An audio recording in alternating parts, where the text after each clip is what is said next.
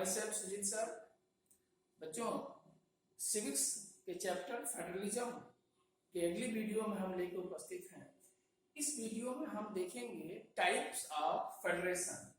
It means यहाँ पर balance of power के विषय में डिस्कस करेंगे। कितने टाइप्स के फेडरेशंस होते हैं और वो बैलेंस कैसे करता है पावर को। हम लोगों ने अपने पहले और दूसरे वीडियो में देखा कि व्हाट इज फेडरेशन, फेडरेशन क्या है, फेडरेशन की मीनिंग्स क्या है, फीचर्स ऑफ फेडरेशन को देखा। यहाँ पर फीचर्स ऑफ फेडरेशन को देखने के बाद ये देखना चाहेंगे टाइप ऑफ फेडरेशन। पिछले वीडियो में इंडिया को कैसे फेडरल गवर्नमेंट बनाता है ये भी मैंने आपको चर्चा किया था कि हमारे कॉन्स्टिट्यूशन में फेडरेशन शब्द का यूज नहीं है बल्कि यूनियन शब्द का यूज है। तो यूनियन शब्द का जो यूज है वो इंडिया को क्या बनाता है, एक मतलब India is a state of union, मतलब राज्यों का संघ है, हिंदी में इसकी मीनिंग है। लेकिन ये बताता है कि जो पावर्स फेडरल गवर्नमेंट में अमेरिका के पास है वो हमारे पास नहीं है। इसका मतलब क्या है कि क्या फेडरलिज्म कई टाइप्स के होते हैं। यस, आज उसी विषय पर चर्चा करेंगे, type of the federation, coming together federation, holding together federation. तो यहां पर कमिंग टुगेदर फेडरेशन से क्या मतलब है, independent states coming together on their own to form a bigger union. State usually have equal power and one strong in the federation. Example, United States of America, Switzerland, Australia. इसको ऐसे समझते हैं बच्चों कि इंडिपेंडेंट स्टेट्स कमिंग टुगेदर। जब America भी कभी Britain के अंदर में था, मतलब ब्रिटेन का शासन था वहां पर, तो वहां से आजादी की एक लंबी लड़ाई उनको भी लड़नी पड़ी। 4 जुलाई 1776 को 1776 में जब अमेरिका आजाद हुआ तो फिलाडेल्फिया कॉन्फ्रेंस में वहां के 13 स्टेट्स मिल करके एक मीटिंग करते हैं ब्रिटेन से आजादी होने, मतलब कमिंग टुगेदर, एक साथ आते हैं और मिल करके आजादी की बात करते हैं। हालांकि आज अमेरिका में 50 राज्य हैं, उस समय कमिंग टुगेदर में 13 स्टेट्स थे, इंडिपेंडेंट स्टेट्स थे coming together on form to a bigger unit. State usually have equal power, सभी स्टेट्स के इक्वल पावर्स हैं, न कम न ज्यादा, बल्कि ये कह सकते हैं कि वहां के कॉन्स्टिट्यूशन अलग है स्टेट के और सेंट्रल गवर्नमेंट की कॉन्स्टिट्यूशन अलग है। अमेरिका का एग्जांपल, इसीलिए इसका नाम United states of America, United है। लेकिन हम तभी अपने पावर्स को दिखा सकते हैं कि हमारे इक्वल पावर जो डिवाइड है, डिवाइड होने के बाद भी हम यूनाइट हैं, इसीलिए इसको कहा गया United states of America. America कितना ताकतवर है आप समझ सकते हैं। Equal power, one strong in the federation. जब इक्वल पावर होगा तो हमारे नेशंस को, हमारे राष्ट्र को स्ट्रॉन्ग करेगा।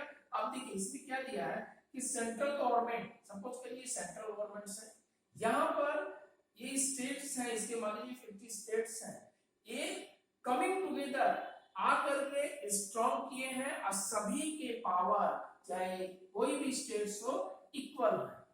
यहाँ तक क्लियर हो गया। हम समझते हैं कि कमिंग टुगेदर का मतलब आपको समझ में आ गया होगा कि स्टेट्स के इक्वल पावर होते हैं और इक्वल पावर होने के बाद सारे स्टेट्स मिलकर के एक यूनाइटेड होते हैं और अपने पूरे कंट्री को स्ट्रॉन्ग करते हैं। इसे कहते हैं कमिंग टुगेदर। यूएसए में एग्जांपल देखने को मिलता है, स्विट्जरलैंड में एग्जांपल देखने को मिलता है और ऐसा ऑस्ट्रेलिया में देखने को एग्जांपल मिलता है। अब आते हैं दूसरी तरफ, होल्डिंग टुगेदर। होल्डिंग टुगेदर क्या मतलब है, large country decide to divide its power between the constituent states and national government. The central government tends to be more powerful than states.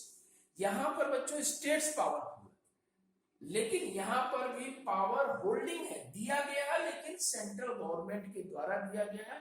It means comparatively central government state से ज्यादा strong होता है holding together में। मतलब large country decide to divide the power.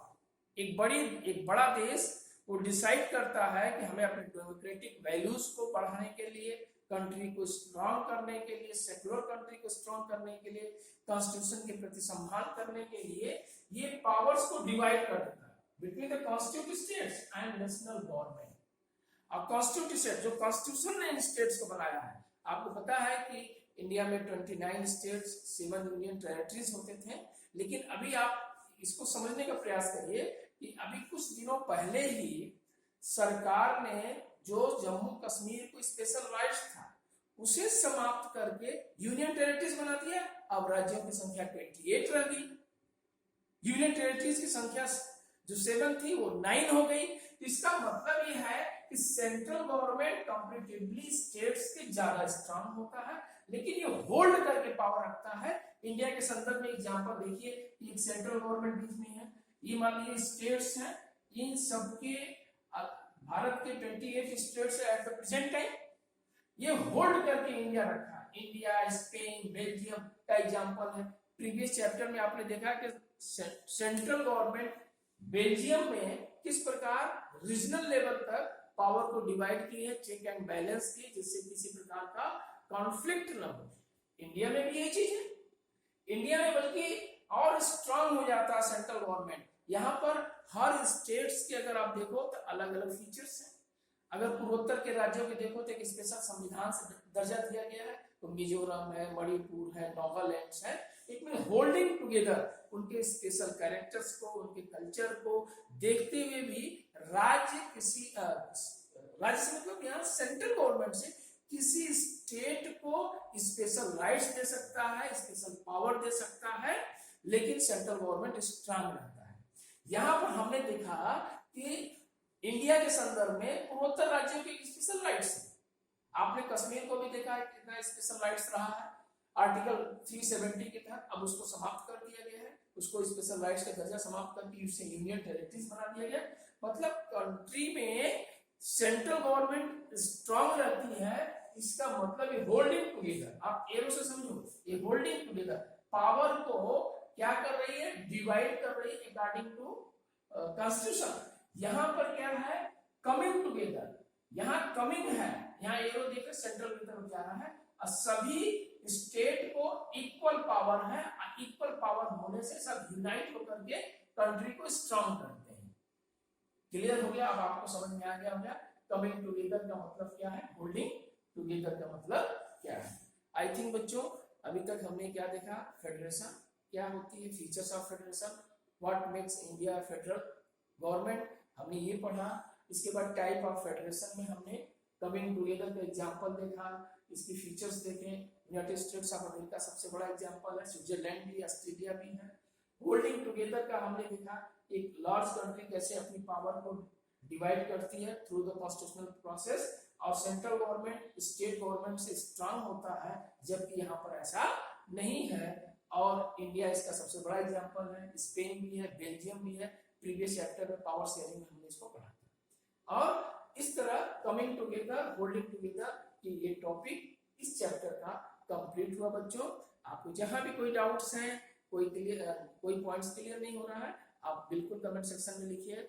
आशा है आपको video कैसा लगा आप जरूर बताइए। वीडियो को सुनिए और अपने बुक्स को पढ़िए, एक अच्छा नोट्स बनाइए।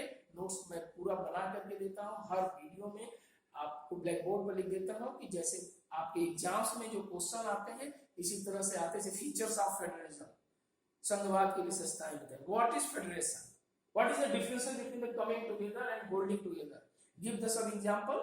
तो एकदम to the pattern CBSE boards के हमने आपको पढ़ाने का पूरा प्रयास किया है, इसको लिख करके बताने का प्रयास किया है। इसको सुनिए और सुन करके अगर आपको वीडियो अच्छा लगता है तो इसको लाइक करिए, सब्सक्राइब करिए। Thank you.